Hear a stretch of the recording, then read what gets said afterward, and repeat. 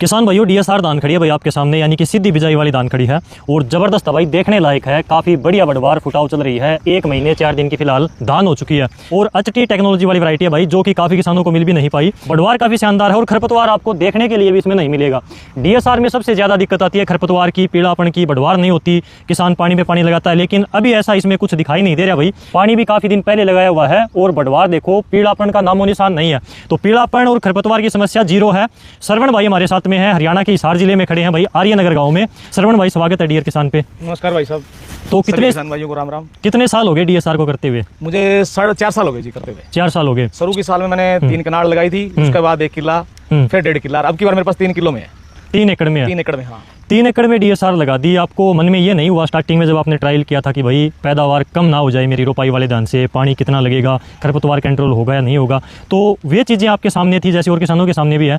तो वो कितनी प्रॉब्लम आपके सामने आई, खरपतवार की, पीड़ापन होने की, जर्मिनेशन की? ऐसा है, शुरू वाली साल जब हमने डीएसआर किया था तो उसमें ये तो था कि पानी कम लगना है, और पानी कम होने की वजह से हमने डीएसआर किया था। और जो शुरू वाले साल हमने जब डीएसआर किया तो उसमें पीड़ापन की वगैरह की थोड़ी दिक्कत ज्यादा आई। उसमें इसलिए आई कि हमें उर्वरक वगैरह का इनका पता नहीं था सही तरीके से। जैसे लोहा जिंक है भाई, सारी चीजें जो इनमें जरूरत पड़ती है उसके हिसाब से। और धीरे धीरे हमें जैसे जैसे पता चलता गया तो हमने डीएसआर के ऊपर एक्सपेरिमेंट करते गए। और अब की बार तो और बढ़िया होगा, जिसमें 1979, 1985 जिसमें ऐसी कोई दिक्कत है ही नहीं, जो सीधी बिजाई के लिए ही बनी है। बिल्कुल, उसमें खरपतवार का स्पेशल जो इमेज आता है वो भी हो जाता है। हाँ, खरपतवार में जैसे हमने शुरू में इसमें बिजाई करी है 5 तारीख को, 5 जून को करी थी इसकी। अच्छा। तो 5 जून को करी, उसके बाद हमने पेंडा और एक साथी साल्ट है जो यूपीएल का है, उसका हमने उसमें वो करा था। एक हमने 20 दिन बाद में इसमें किया परसूट का, जो अमीजा थाई पर आप लोग बोलते हो। ठीक है, मैं आपको स्टार्टिंग से ही लेकर चलता हूँ, क्योंकि जो किसान भाई डीएसआर के बारे में बिल्कुल डीप में जानना चाहते हैं, जिनके मन में डाउट है, वो सारे क्लियर होने चाहिए। तो वो चीज़ें क्लियर करने के लिए आपके साथ में वीडियो शूट कर रहे हैं। तो स्टार्टिंग से ही लेकर चलते हैं, बेसिक से। आपने बिजाई कैसे करी? पहले पानी लगाया या फिर पहले बिजाई करी उसके बाद? हमने खेत तैयार करने के लिए पहले सूखे में ही इसको कंप्यूटर कोडी वगैरह मरा के सूखे में ही हमने इसको डीएसआर किया था। ठीक है। और सूखे में डीएसआर करने के बाद हमने इसमें पानी दिया है। दूसरा पानी हमने इसमें 6 दिन बाद दिया है। 6 दिन बाद में? 6 दिन बाद में जो पानी दिया तो ये कंप्लीट अंकुरित हो गया बीज। उसके बाद में हमने इसको, जिसमें टोटल अभी तक 4 पानी लगे हैं। 4 पानी लगा दिया? 1 महीना 4 दिन के लगभग हो गए। ठीक है। बिजाई आपने किस मशीन से करी, कितना बीज डाला?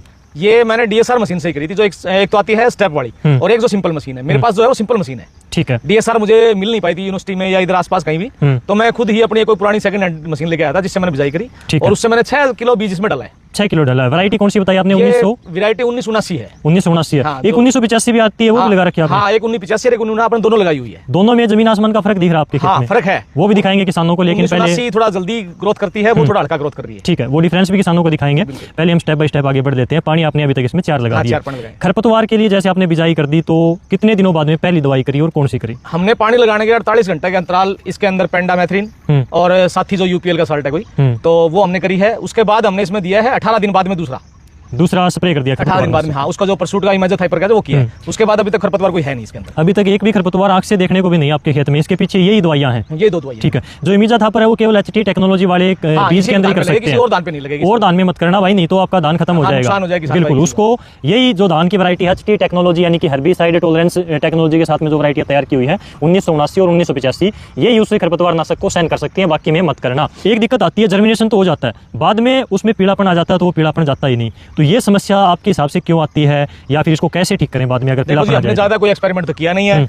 जहां तक मैंने 2-3 साल से मैं जैसे इनको धान वगैरह लगाने लगा हूं, तो मैं डीएपी वगैरह यूज नहीं करता। मैं एक जीरोन नाम से खाता मैं वो खाद यूज करता हूं, जिसमें कई चीजें कैल्शियम, मैग्नीशियम, बोरोन, ये सब चीजें मिक्स होती हैं, फास्फोरस वगैरह सब चीजें इसके अंदर मिक्स है। तो हमें जरूरत नहीं पड़ी आज तक कोई और एक्स्ट्रा उर्वरक की। ठीक है। जितना अभी तक ये चल रही है उसी खाद में चल रही है। अभी तक यूरिया का हमने इसमें आधा कट्टा दिया है।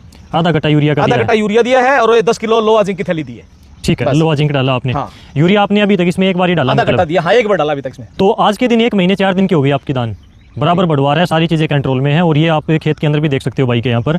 अब एक भाई किसान के मन में आमतौर पर रहता है श्रवण भाई कि भाई पैदावार कहीं कम ना हो जाए डीएसआर में रोपाई वाले धान से। तो आपने क्या अनुभव किया पिछले 4 सालों के अंदर की पैदावार कम हुई, ज़्यादा हुई या बराबर निकली? पैदावार लगभग बराबर निकली जी। अगर थोड़ा हमारे जैसे हम पिछले साल जैसे मौसम की वजह से दिक्कत आ गई, पानी भर गया था और हो गया था, बाढ़ की दिक्कत थी यहाँ पर। हाँ, बाढ़ की टाइप दिक्कत थी, वरना तो उससे 21 निकलता, 19 नहीं निकलता। यानी कि पैदावार ज्यादा ही निकलती है रोपाई वाले। ये होता है ना, पानी नहीं भरने मतलब उसमें 24 घंटा पानी नहीं रहने का बीमारियां कम आती हैं, जैसे ऊपर वगैरह है और है झंडा रोग है, बहुत कम आते हैं इसके अंदर बिजाई वाले, सीधी बिजाई में। ठीक है। इसमें जैसे रोपाई वाले में करेंगे तो लेबर की कॉस्ट आएगी भाई, और लेबर भाई मिलनी भी मुश्किल हो जाती है उस टाइम पर, बहुत आगे पीछे घूमना पड़ता है लेबर के।